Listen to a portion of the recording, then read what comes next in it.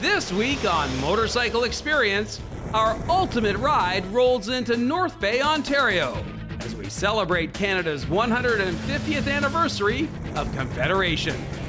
Then, during this week's Red Adventure along the North Shore of Lake Ontario, Toni Sharpless is all charged up about her backup power supply. And speaking of electrifying your ride, staff riding instructor Jenn has some riding gear suggestions that light up the night. While over in the garage at Origin8or Custom Cycles, custom bike builder Rob Chappell is sharpening some of the finer points on our project bike. All this and more on Motorcycle Experience.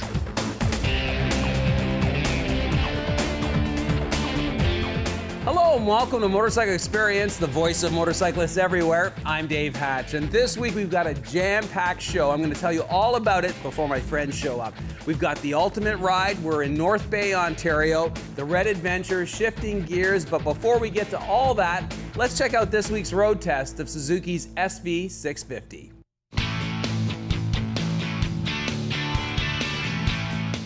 You know, it's not very often when we try doing something new that we get it right the first time, right out of the box. But I have to say that when Suzuki first launched the SV650 back in 1999, it was pretty much spot on as a middleweight sporting twin motorcycle.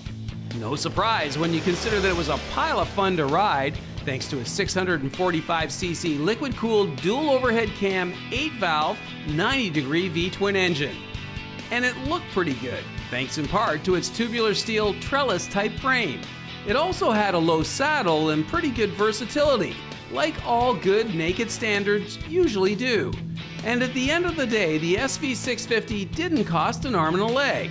Now fast forward to 2017 and the SV is still the sum of all of those parts, except now it has a few more ponies thanks to some 60 engine tweaks. And it also now has got a neat trick up its sleeve that Suzuki calls low RPM assist. With the bike in gear, the engine revs automatically and picks up a few hundred RPM right off the idle without any rider input needed as the clutch is engaged. This new feature makes pulling away from stops a total no-brainer for newbie riders. So how does this new and improved SV650 work out on the open road? Well, let's check in with this week's guest road tester, Robert Jack. You're 6'2", I'm 6 foot, and I thought, okay, this could be a mistake putting somebody this tall on this motorcycle because you actually kind of made it look a little small. Were you comfortable out there today? Yeah, it wasn't bad actually. The reach from bars to seat was actually pretty comfortable. But you know, in the legs it was, because I got longer legs, then it was a little bit cramped for a long period of time. Yeah. So short distances, short rides are good for me. But this bike for sure is good for those that are a little shorter in stature. Yeah. And they've got the narrower seat as well, so you can actually put both feet on the ground. Yeah. So what was your first impression when you picked up the bike from Suzuki the other day? Well, the first impression was it looks great. So I love the color scheme. You know, it's almost harkens back to a Cobra. You know, the white pearlescent paint with the blue stripe. Yeah, yeah. The blue wheels are actually quite interesting. You know, it's in colored wheels. But once I got on it, actually, I had a big smile on my face. It was a lot of fun. Yeah. Yeah, it was great. It's a great motor, eh? Did you like the V-twin? Oh yeah, no, it's good. I'm used to riding a V-twin, but not this. This was perky, nice down below, you know, so a lot of torque at the bottom end. Yeah. And then on the highway, actually it kept up with others on the road for sure. Yeah. It's a very civilized motor, and I think maybe Suzuki is thinking entry-level motorcyclist, someone with 1 year or even 5 years experience. It's a forgiving motor. Would you agree? It is a forgiving motor. I would say that it's quite good. You know, one of the interesting things is the rev assist. Yeah. So for those that are new to riding or this particular bike, you can let the clutch out a little bit. You don't even have to modulate the throttle, and it'll get you going. The suspension is fairly straight ahead. It's not all that adjustable, especially the front fork. How did you find the handling? You know, it was very stable in the corners. It was nice around town. Like I said, you know, certainly some of the roads are not as smooth as other roads, certainly in the city. but it was very compliant going over some of the rough patches. I think I'm a little heavier, so probably would do a preload adjustment a little bit more. Right. But it was actually very stable, very confident, inspiring going through the corners. Right. What's the riding experience like for you when you're out on the open road? Are you comfortable? Are you getting bounced around? Just the user experience. What's it like once you're underway? It's actually easy to get it underway, for sure, because of the rev assist, but also once you are underway, I had a lot of fun on this bike. Yeah. It actually was quite enjoyable. Yeah. So I would actually consider this for my personal stable. Mm-hmm. But just, riding around town and even on the highway, it was quite stable. So I was able to, like I said, I was able to keep up to traffic, for sure. So who would we recommend this motorcycle to? To me, this is a great bike for those that are kind of new to the sport or getting back into the sport. Mm-hmm. If you're maybe not as tall as I am, you're able to have that confidence of being able to have both feet on the ground. Right. It's a little lower seat height, and it's a little narrower so that you can have both feet on the ground, right, sort of thing. So as you kind of move up in experience, then you're just going to use the one foot. Anything disappoint you? I mean, other than not being able to see the screen, the LCD screen, it was a lot of fun. Yeah. One thing that I found was interesting, and I think this is maybe Suzuki, is they have the parking position on the ignition once you lock the steering. Right. So you just got to be careful that you don't walk away from that and the parking light is on. Otherwise, the next day you've got no starting power. You could have to bump start it. Yeah. So you've got to make sure you don't go past the lock to the P. Correct, yes. But other than that, lasting impression? A lot of fun. Really happy with it. I think this is great. This is the newest version of the SV. Yeah. And I think it'll actually really get people interested. And it's in this middleweight category. Mm-hmm. There's a lot of competition, so this should get a good bit of attention. Yeah. Yeah, I quite like it. And it was worth the attention. It was worth it, absolutely. Great job today. Thanks so much, I'm glad Dave. You enjoyed it. Yeah, no, it was perfect. Good. Hang in there, we've got plenty more experience still ahead. Next, Toni Sharpless recharges her batteries, while Norm Wells and I continue our 100% Made in Canada fall ride in northeastern Ontario. Portions of this broadcast are brought to you in part by Honda Canada, Suzuki Canada, and BMW Motorrad.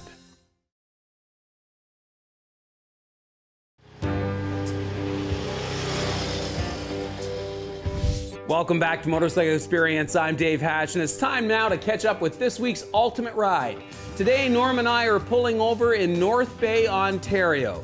And as the weather keeps changing on us, it's time to take a closer look at our riding gear. Okay, so Norm Wells of BMW Motorrad and myself pack up our motorcycles each fall and set off to explore a new destination somewhere here in Canada, with the occasional trip further afield south of the border. Day one into our Canada 150 inspired trip was certainly jam-packed as we headed northeast from BMW Motorrad's headquarters in Richmond Hill, Ontario, into the heart of Toronto's cottage country.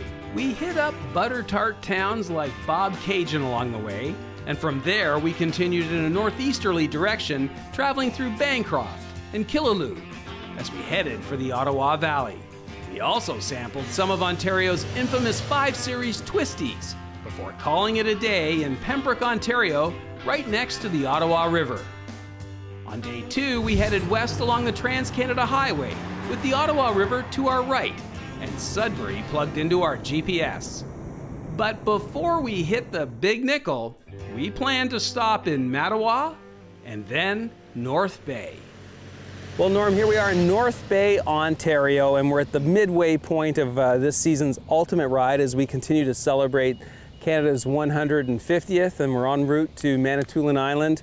And I thought we should stop here because all along Highway 17 as we were heading west, I saw the Gateway, North Bay, the Gateway 2, and you said, yeah, we have to talk about the Gateway. Yeah, because you're at a point right now where it's sort of like a crossroads, and you can go south back down to Toronto on Highway 11, or you can go north up to New Liskeard and further into northern Ontario on Highway 11 North. West will take you to Sudbury, where we're ultimately going to go today, but even further, right to the Manitoba border, another 1,700 kilometers. Right. And then back east to Ottawa, the way we came. So, and also obviously it's a big rail hub as well here, because this is where now the trains can switch and decide whatever freight's going to go to whatever area it needs to get to. Yeah, so this was a very important railway hub back in the day, and we're celebrating the 150. Got to point out that Highway 11, Canada's longest street, Yonge Street. Yonge Street, right? Gateway to the north. Also North Bay, interesting factoid about North Bay. There's an air base here, and it was a big player in NORAD back in the 50s during the Cold War. I hear there's a bunker there, 60 stories underground. So that might be an interesting thing to check out. Yeah, absolutely. It's 20 degrees. This morning it was 10 degrees. Let's talk about gear on this trip. It is the fall. We're seeing the fall colors. I just wanted to point out 2 pairs of gloves because of the cold temperatures and rain that we've had so far. Cold weather. Now we're up to 20 degrees. I'm switching to the warm gear. I did bring a rain suit. I haven't had to use it yet, but it was rainy early yesterday. And the BMW heated vest, that was a fantastic thing to pull out of my kit bag this morning. Yeah, and like I said, it's fall riding and you have to be prepared. So you bring multiple layers for multiple temperatures. I personally like to ride with this undergarment. There's a special BMW undergarment, so I don't need as many layers because this will keep me warm or keep me cool depending on what the temperature is, so that helps out. But there's all kinds of this gear out there that you can get for multiple weather riding. Yeah, so just wanted, we haven't touched on the gear thing, and we have required all of this for this journey.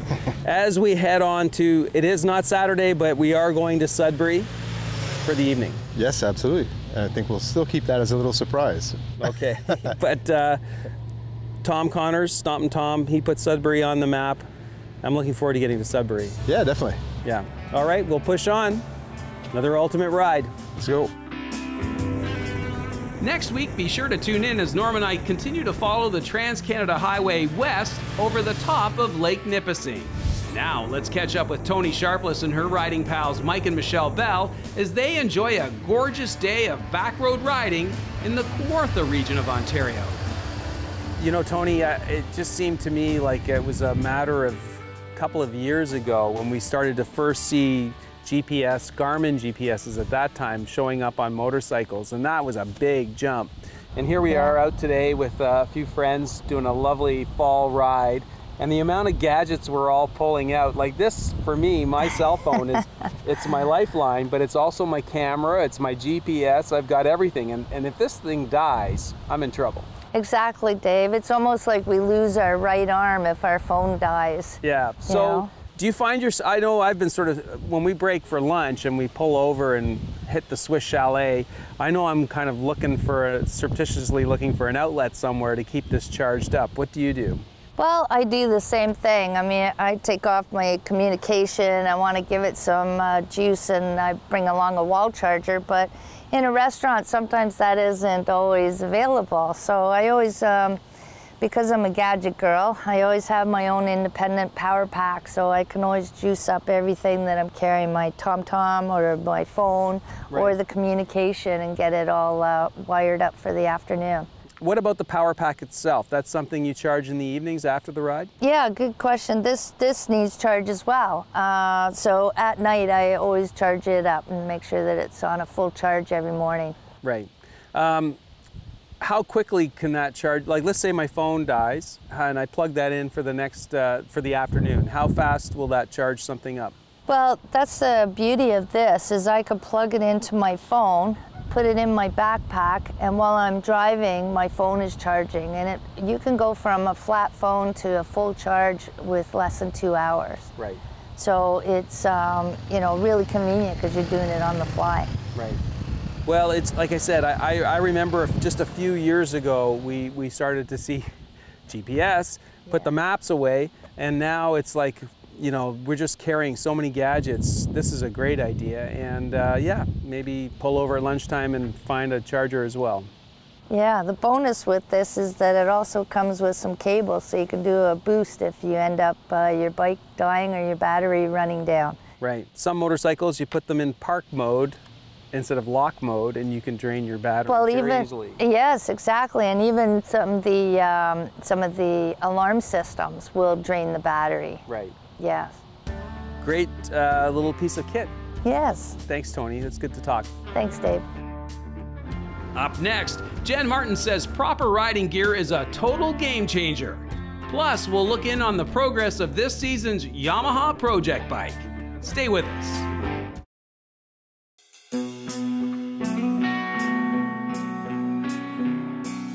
Welcome back to Motorcycle Experience. I'm Dave Hatch. It's time now to look in on the progress of our Yamaha Project Bike at Origin8or Custom Cycles in Oshawa, Ontario. Today, our builder, Rob Chappell, is taking a closer look at some really tiny detailed things. Stuff you wouldn't really notice at first, but makes all the difference when you're looking at a custom motorcycle. All this season, Rob Chappell over at Origin8or Custom Motorcycles has been working hard out in his shop to transform a brand new, ultra-modern, parallel twin-cylinder Yamaha FZ7 into a seriously retro-themed street scrambler. In just a few short weeks, Rob has stripped the Yami of its angular bodywork, rear tailpiece, and saddle. He's also tossed the fork, the headlight module, the stock pipe, and the lighting system. And more recently, he's remolded the 5-piece gas tank and painted the frame. Amazing! And with all of that now out of the way, today Rob is turning his attention to a couple of smaller details. Hey Rob, we're continuing to follow along Project No Name. And every week we come back to see another development. And last week when we were in your shop, we were looking at the powder-coated frame and some of the other powder-coated pieces because they really the frame really jumps out. And I love that root beer color. Cool, it's thanks. awesome. But what we didn't discuss is some of the more subtle things. And the more you look at a bike, I just love coming back, revisiting, look again, because you see more things. For instance, what I didn't notice last week were the braided lines. Correct, yeah. I mean, we didn't want to go too loud, nothing pink or white, you know. They're actually called a carbon, which is just a tinted kind of cover over the stainless lines. So yeah, most people might miss them because the stock lines are black. Yeah. But I mean, they function and they actually look pretty slick. Yeah. Another thing I noticed after a second look was the chain. Yeah, right? I mean, you've swapped it. That's purely an aesthetics thing. Just because of the color of the frame, we didn't want to go with the standard black, dirty looking chain. So we went with a DID. It's a nice gold chain. So yeah, it looks a lot better than stock, I think. And yeah.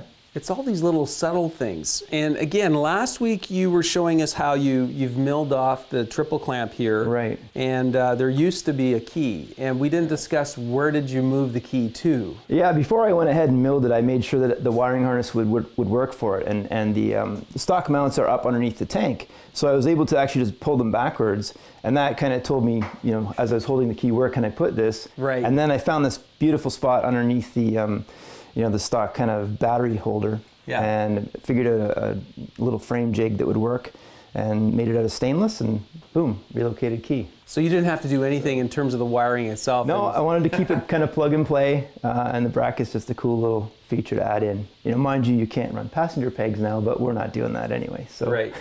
Very cool. And you know, the last thing I think I've noticed is, did you do something with the rear shock? Because I swear the last time I was here it was blue. Right, yeah. So we couldn't have a blue shock with a nice brown frame, and I talked to the guys at Yamaha and said, can you get a shock from a different bike? Yeah. And the FZ07 had a version with a silver shock, so went ahead and got that one from them, swapped it out.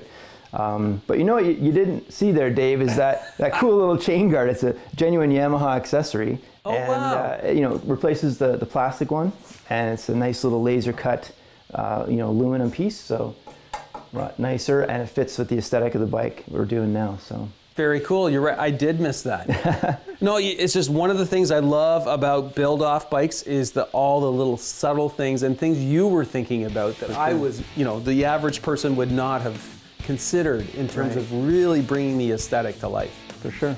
Very cool. Thanks. Great job. Okay, now that we've got you all fired up for another season of riding, stay tuned, because next, Shifting Gears segment editor Jenn Martin says it's time to upgrade the riding gear. Stay with us. Portions of this broadcast are brought to you in part by Honda Canada, Suzuki Canada, and BMW Motorrad. Welcome back to Motorcycle Experience. I'm Dave Hatch, and we'll wrap up our show now with Shifting Gears. This week, be it in the boardroom or the open road, it's all about dressing for success. Here now is professional motorcycle instructor Jenn Martin with the details. You know, Jen, recently we were talking about the importance of a good helmet, having a helmet that fits well, is up to snuff, and when to replace the helmet. What about our riding gear? Like, how important is it? I mean, we look cool, but how important is this stuff? Well, the rest of the gear is equally as important. You know, on a hot day like this, it's too hot to wear gear. Wrong. Right. You know, definitely you want to make sure that you're wearing all the gear all the time, which includes a good jacket. Right.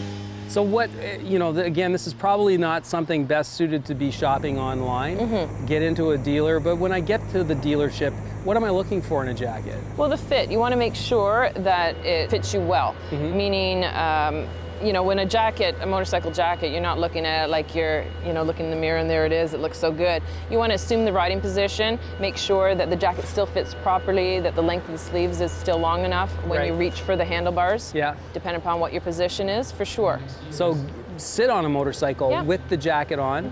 What I like about this jacket, the Suzuki jacket you're wearing, is the conspicuity element too. Yeah, the reflective piping that's built in, you have that in your jacket as well. And if your jacket doesn't come equipped with that, then, you know, we talked about the vests, you know, having that as part of the safety vest. Yeah, absolutely. Yeah. Gloves. When you fall off a motorcycle, whether you're going fast or slow, one of the first things you're going to do is try to put your hands down. What do you look for in a glove? You know, again, the durable material, you know, mittens are not a good choice for that. All the fingers in them.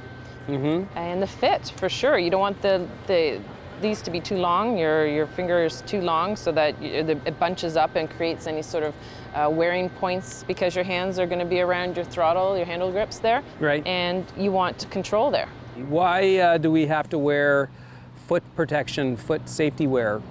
Well, you want something that will stay on your feet. And it's to offer protection, so not protecting not just for the heat of the engine, but support and protection from when you put your foot down at a stop. Yeah. You want it's supporting yourself and that motorcycle, so you want to make sure that your foot is stable. Yeah. A good tread, because if you put your foot down in gravel or oil or something like that, you want to make sure that foot doesn't slide out from underneath you. Yeah. Awesome. So suit up. Yeah. Protect yourself. Absolutely, all the time. Good stuff. Thanks, Jen. Well, that's it for this week's program, folks. We're all out of time, but before we leave, I just want to remind you to go to motorcycleexperience.ca, our website, and join our Riders Club. It'll be worth your while because you'll receive a weekly newsletter from yours truly. Plus, you can check out all the details on our upcoming Motorcycle Experience Film Festival in Picton, Ontario on Friday, June 9th. Anyway, till next week, keep your feet on the pegs and your right hand cranked. Bye for now.